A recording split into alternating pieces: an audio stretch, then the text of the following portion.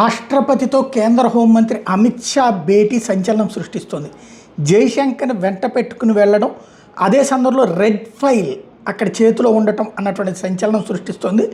పహల్గామ్ ఉగ్రదాడి ఘటన నేపథ్యంలో భారత్ పాక్ మధ్య ఉద్రిక్తలు తారాస్థాయికి చేరడం, పహల్గామ్లో 26 మంది భారతీయుల్ని ఉగ్రవాదులు కిరాతం కాల్చంపిన ఘటన అత్యంత తీవ్రంగా కేంద్రం పరిగణించడం, పాక్తో సింధీ నదీ జలాల ఒప్పందాన్ని తక్షణమే నిలిపేస్తున్నట్టు ప్రకటించడం, పాక్ జాతీయులకు అన్ని వీసాలను రద్దు చేస్తున్నట్టు ప్రకటించడం, ఇందుకు ప్రతిగా పాకిస్తాన్ సైన్యం భారత విమానాల గగనతలాన్ని మూసేయడం వంటి చర్యలు తీసుకోవడం, ఇరు దేశాల్లో చోటు చేసుకున్నటువంటి పరిణామాల నేపథ్యంలో కేంద్ర హోంమంత్రి అమిత్ షా అలాగే జైశంకర్ విదేశాంగ మంత్రి ద్రౌపది ముర్ముతో భేటీ అయ్యారు.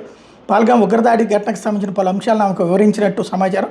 ఈ భేటీకి సంబంధించిన ఫోటోను రాష్ట్రపతి తన ఎక్స్ ఖాతాలో షేర్ చేసినప్పుడు అక్కడ రెడ్ ఫైల్ ఉండటం అన్నటువంటిది సంచలనం అవుతుంది. పహల్గామ్ ఉగ్రదాడి నేపథ్యంలో భారత విదేశాంగ మంత్రిత్వ శాఖ చైనా, కెనడాతో సహా 20 దేశాల ఎంపిక చేసిన రాయబారులతో సమావేశంగా నిర్వహించింది.